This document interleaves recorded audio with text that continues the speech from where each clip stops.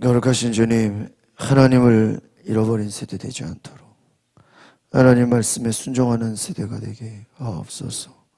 하나님 말씀 앞에 온전히 나아가는 주의 말씀에 순종하는 자 되게 하옵소서.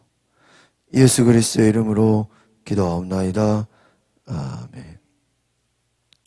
오늘 사사기 2장 1절에서 10절은 하나님 말씀을 저버린 다음 세대라는 제목의 말씀입니다. 우리가 지난 1장의 말씀을 보면 하나님 앞에 순종하는 그 순종은 반쪽 순종이다. 반쪽 순종은 결국 뭐예요? 불순종이다. 그렇게 말씀을 드렸습니다. 왜 불순종했을까요? 순종은 해야 되겠고 적당히 또 인간의 생각으로 타협을 했기 때문이죠. 참 우리가 이 사사기서에서 주는 말씀이 하나님 말씀을 온전히 훈련받지 못하면 우리는 이 백성들처럼 적당히 살아간다는 거예요. 하는 신용은 해야 되겠고 온전히 순종하지 못하는 것이죠. 하나님 말씀에 이제 1장에서의 이들의 모습을 통해서 하나님께서 2장을 통해 이제 말씀하시는 것들을 보게 됩니다. 여호와의 천사가 나타나 이스라엘에게 경고를 합니다. 이스라엘 이곳에서 하나님의 말씀에 언약으로 살아가겠다고 다짐을 한 그곳에 이제 그들이 자신의 정체성을 잃어버렸다는 거예요. 그것은 무엇입니까? 가나안 민족을 진멸하라는 그 하나님의 명령을 순종하지 않았던 것이죠. 진멸하기는 해요. 그런데 뭐예요? 진멸이라는 게 뭐예요? 완전히 다 진멸해야 돼. 그러나 온전히 순종하지 못했다. 그것은 무엇입니까? 자신들의 생각에 이 정도만 해도 괜찮겠지. 하나님이 알아서 생각해 주시겠지. 여러분, 그것은 나중에 실패의 원인이 됩니다. 그들의 문화와 그들의 우상 숭배가 여전히 존재하고 있기 때문에 그들이 영향을 받는 거예요. 그러니까 우리는 이 하나님이 왜 가나안 그 민족들을 다 진멸하라고 했냐? 그것은 무엇입니까? 우리의 믿음이 환경의 영향을 받는다는 거예요. 또 우리의 믿음이라는 것은 그렇게 누구든지 자신할 수 없다는 거예요. 그러니까 여러분, 우리가 내 믿음을 예배를 통해서 날마다 하나님 말씀과 기도로 지키지 않으면 누구든지, 여러분 한 일주일만 성경 안 봐보세요. 한 몇 주만 교회 안 가보세요. 예배 안 드려보세요. 우리 믿음 다 사라집니다. 내 믿음이 과거에 어떤 체험이 있었다고 그것이 날 지켜주는 게 아니에요. 내 믿음이 내가 하나님을 안다고 그 지식이 나를 지켜주는 게 아니라 하나님을 예배하는 삶, 그 예배하는 가운데 내가 하나님의 말씀에 날마다 깨닫고 회개하고 순종하고 돌이킬 때 하나님의 말씀을 떠나지 않게 되는 줄 믿습니다. 결국은 그들의 삶에서 하나님을 온전히 예배하지 못했다는 것이에요. 그렇기 때문에 적당히 타협하게 됐다는 것입니다. 이제 6절에서 10절은 여호수아의 이제 마지막 사명과 죽음에 대해서 나와 있죠. 여호수아는 이제 모세 밑에서 열심히 훈련받고 잘 배운 사람이었습니다. 하나님 말씀에 정말 여호수아야말로 온전히 순종하고 정말 하나님의 살아계신 역사를 정말 잘 경험했던 자입니다. 이 여호수아의 삶은 한 40년은 모세 밑에서 훈련을 받았어요. 그리고 그 나머지의 삶은 뭐예요? 철저하게 하나님 말씀에 순종하는 지도자로서 살게 됩니다. 그러나 부모 세대에서는 하나님을 잘 알았지만 그 다음 세대 그들에게는 하나님의 살아계심이, 그 말씀의 역사가, 율법의 신앙이 그들에게 전수되지 못했다. 당연히 어떻게 되겠습니까? 그들은 가나안의 문화에, 우상숭배에 영향을 받을 수밖에 없는 거예요. 여러분, 1세대들이 미국에 가서 정착을 했다고 해보시죠. 그들은 그래도 여전히 한국적 사고방식과 그 문화로 살아갑니다. 그렇죠? 뭐 외국에 갔다고 해서 그들이 갑자기 뭐 생각이나 문화가 바뀌는 게 아니에요. 근데 문제는 뭐예요? 그 다음 세대들은, 이거는 겉모양은 한국 사람인데 생각과 문화는 완전히 딴 사람이에요. 부모와 갈등이 일어납니다. 그들의 생각은 부모에게 순종하지 않습니다. 여러분, 우리의 믿음이, 우리의 신앙이 다음 세대에 전수되는 것, 그들에게 전해지는 것은 결코 쉬운 일이 아니다라는, 오늘 우리가 생각해 봐야 될 것은, 하나님 말씀에 순종하는 삶은 쉬운 것이 아닙니다. 그냥 적당히 교회만 왔다 갔다 한다고, 그냥 부모의 신앙을 그냥 눈으로 봤다고, 그것이 결코 온전한 믿음이 되지 않는다는 것입니다. 어떻게 보면은 부모의 가르침과 훈련과 때로는 징계와 그러한 훈육이 있지 않고는 그냥 되지 않습니다. 다윗이 본인은 하나님을 정말 예배하고 순종하고 하나님을 기쁘게 하는 삶을 살았지만, 솔로몬은 어때요? 나름대로 순종했어요. 나름대로 하나님을 예배했어요. 성전을 지었어요. 정말 어떤 과업으로 따지면 큰 일을 이뤘어요. 그러나 문제는 뭐예요? 그의 마음이 하나님을 떠나게 됩니다. 다윗의 위대함은 죄를 범했어도 하나님께로 돌아옵니다. 회개합니다. 그러나 가장 큰 실패는 뭐예요? 죄를 범해도 회개하지 않는다는 거예요. 죄를 범해도 돌아오지, 여러분, 이것이 그들의 한계인 것입니다. 여러분, 하나님께 돌아올 수 있는 믿음이 될 수 있기를 바랍니다. 1절 2절 같이 보겠습니다. 시작. 여호와의 천사가 길갈에서 북임으로 올라가 말했습니다. 내가 너희를 이집트에서 데려와 내가 너희 조상들에게 약속했던 땅으로 인도했다. 내가 말했다. 나는 너희와 맺은 내 언약을 결코 어기지 않을 것이다. 그러니 너희는 이 땅에 살고 있는 사람들과 언약을 맺지 말고 그들의 죄단을 부숴야 할 것이다. 그러나 너희는 내 말에 순종하지 않았다. 어떻게 너희가 이룰 수 있느냐? 여호와의 천사가 말씀하죠.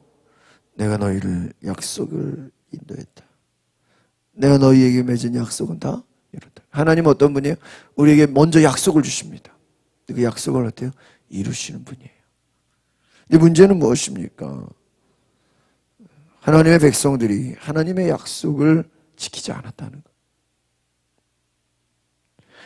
하나님과의 약속은 지키지 않고 뭐예요? 그 땅에 원주민들, 우상숭배자들하고 뭐를 맺어요? 언약을 맺었다는 거예요. 그들의 제단을 부수지 않았다는 거예요. 여러분, 나름대로는 진멸했거든요. 나름대로는 한다고 했거든요. 그런데 뭐예요? 온전히 순종하지 않았어요. 여기서 뭐라고 나와요? 너희는 내 말에 순종하지 않았다는 거예요. 그러니까 우리는 좀 적당히 순종해놓고 왜 순종했다 그래요? 아나니아 삽비라가 땅을 팔았어. 그 땅 판값을 헌금을 하는데 어때요? 인간적으로 아까운 마음이 들어요. 그러니까 어때요? 땅값 얼마를 숨겼다 그래요.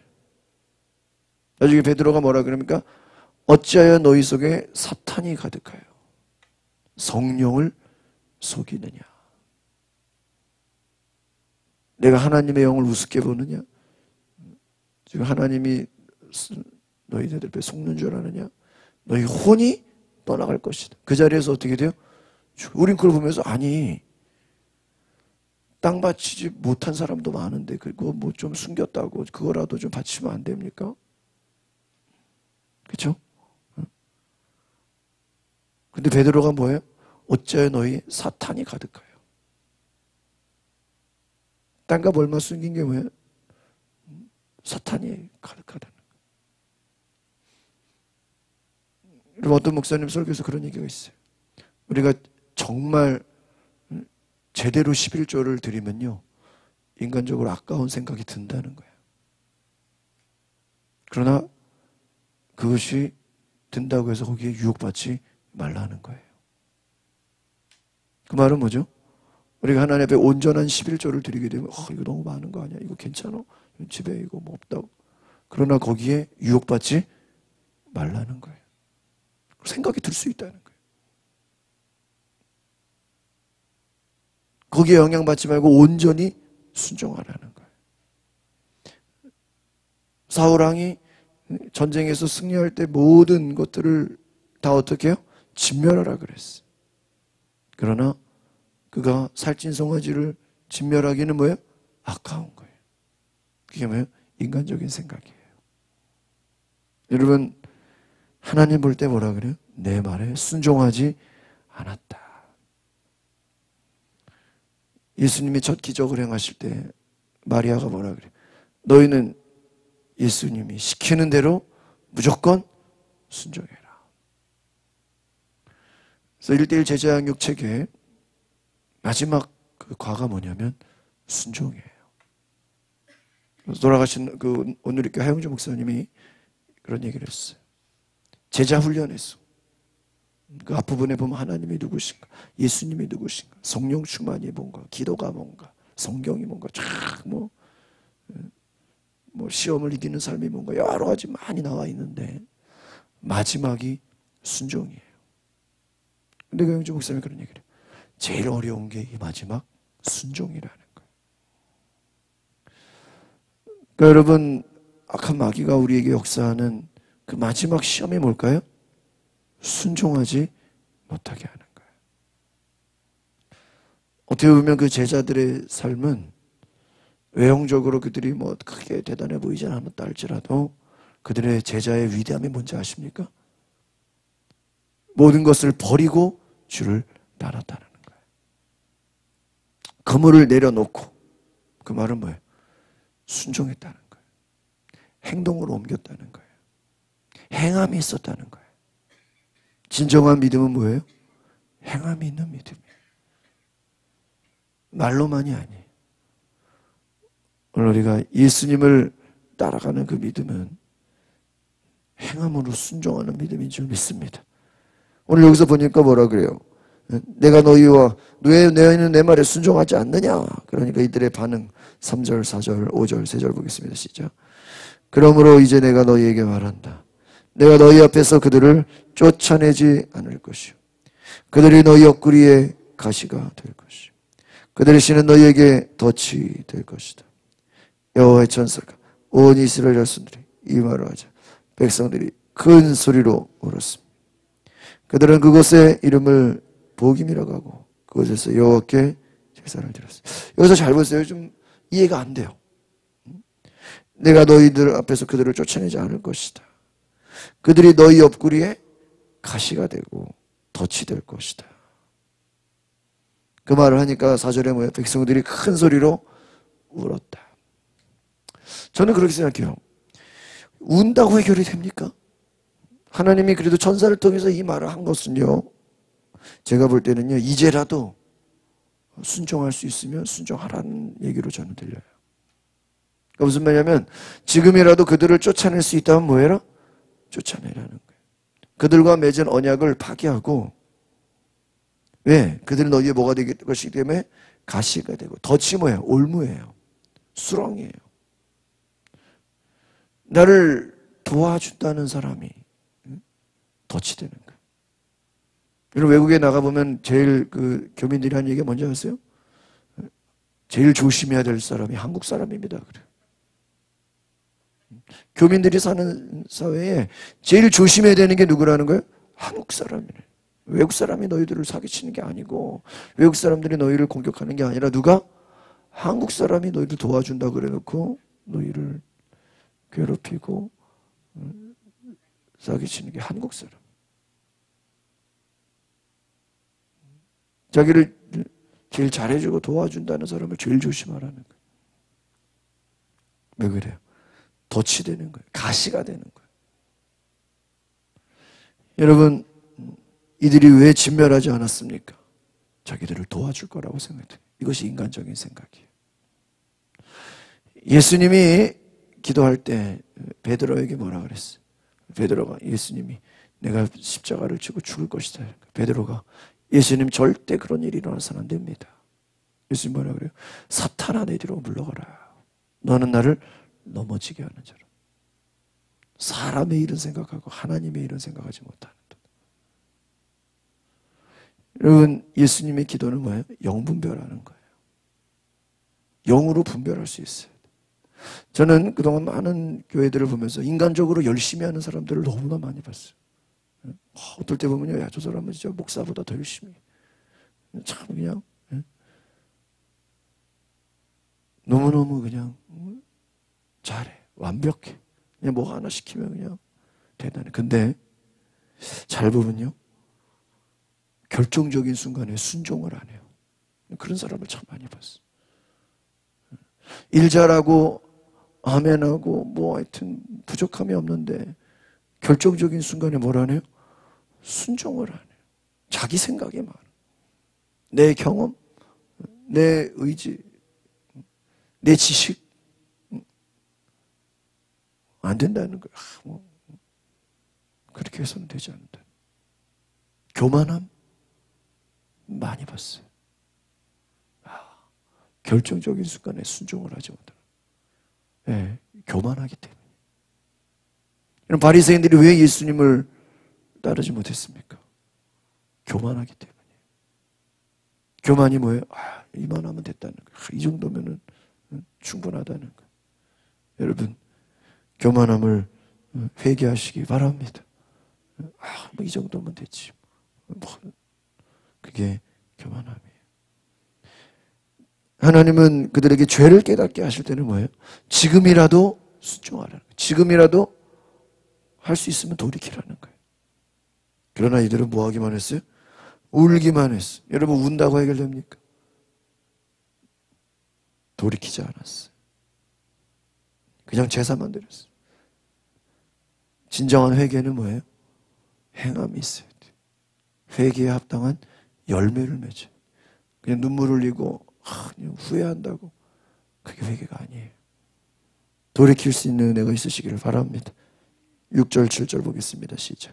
여호수아가 백성들을 해산시키자 이스라엘 자손들 각각 자기에게 분배된 땅을 차지하기 위해 갔습니다. 백성들은 여호수아가 살아있는 동안, 그리고 여호수아 이후까지 살았던 장로들이 살았습니다. 장로들은 여호와께서 이스라엘을 위해 행하신 모든 위대한 일들을 본 사람들이었습니다. 그리고 여호와의 종 눈의 아들 여호수아는 110세 나이로 죽었습니다.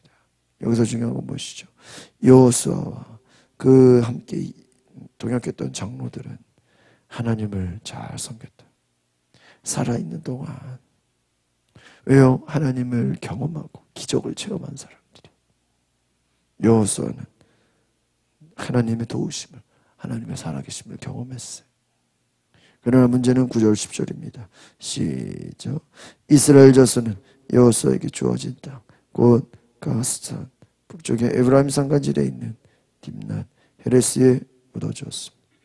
그 세대가 모두 조상 곁으로 돌아갔고 그들을 뒤이어 여호와를 모르고 여호와께서 이스라엘 위에 행하신 일도 전혀 모르는 다른 세대가 자라났습니다.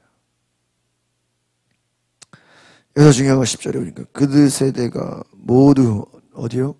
조상 곁으로 돌아갔다. 그들을 뒤이어 여호와를 알지 못하는, 하나님을 알 수 없는, 모르는 세대가 자라났다. 여러분, 이것이 안타깝다는 것입니다. 여러분, 하나님을 알지 못하는 세대들, 하나님의 일을 경험하지 못한 세대들. 그들은 겉으로는 하나님을 안다고 하지만 하나님 앞에 순종하지 못하는 이제 비극이 시작되는 거예요. 그래서 이제 이후에는 어떻게 됩니까? 하나님을 섬기는 것 같지만 우상을 숭배하고, 조금 살만하면 또 하나님을 떠나고, 또 어려움이 와서 고난이 오니까 하나님께 부르짖으면 또 하나님이 도와주셨다가, 또 조금 살만하면 하나님을 잊어버리는, 하나님을 알지 못하는 세대들을 보게 됩니다. 오늘 사사기 말씀을 통해서 정말 진정한 하나님 앞에 순종하는 삶이라는 것은요, 쉬운 것이 아닙니다. 정말 우리가 부모 세대가 정말 할 수 있는 한 자녀들을 잘 믿음을 가르치고 그들을 정말 잘 훈련시키고, 정말 그들이 하나님을 아는 세대가 될 수 있도록 그 믿음을 전수한다는 것, 저는요 그게 가장 위대한 축복 같아요. 하나님이 아브라함에게 믿음의 조상이라고 한 것은 뭐예요? 그 믿음이 전수가 되는 거예요. 우리는 어떤 눈에 보이는 유산을 물려주고 재물을 물려주고 어떤 보여지는 걸 생각하지만 그게 축복이 아니라 나보다 더 큰 믿음을 자녀가 갖는다. 그게 축복이에요. 여호수아가 왜 훌륭한 사람인지 아십니까? 모세보다 기도를 더 많이 했다는 거예요. 나중에 앞에 성경을 보면요, 모세가 회막을 떠날 때 여호수아는 그 자리에서 더 기도했다는 거예요. 여호수아는 모세보다 더 기도했어요. 여러분, 자녀 세대가 부모보다 더 기도를 많이 할 수 있다면 그게 축복이에요. 자녀 세대가 부모보다 하나님을 더 많이 안다. 그것이 축복이에요. 다른 게 축복이 아니에요. 나보다 목사님 우리 자녀들이 나보다 믿음이 더 좋아요. 그게 축복이에요. 우리 손자 손녀들이 하나님을 더 열심히 하래요. 그게 축복이에요. 오늘 저와 여러분이 믿음의 축복, 이 믿음의 세대가 될 수 있는 은혜가 있기를 바랍니다. 기도하겠습니다. 거룩하신 주님, 아브라함은 진정 믿음의 조상이었습니다. 그의 믿음이 이삭에서 더 커졌고, 또 야곱은 더 큰 믿음을 가졌고, 요셉은 더 위대한 믿음을 가졌습니다. 하나님, 우리의 믿음이 자녀들의 세대로 갈수록 더 커지게 하옵소서. 정말 온전히 하나님을 알며 순종하며 하나님 앞에 순종하는, 철저히 하나님 앞에 순종하는 삶으로 살아가는 믿음이 있게 하옵소서. 말로만이 아니라 행함으로 순종하는 믿음이 되게 하옵소서. 예수님의 이름으로 기도합나이다. 아멘. 오늘 시월에 기도하는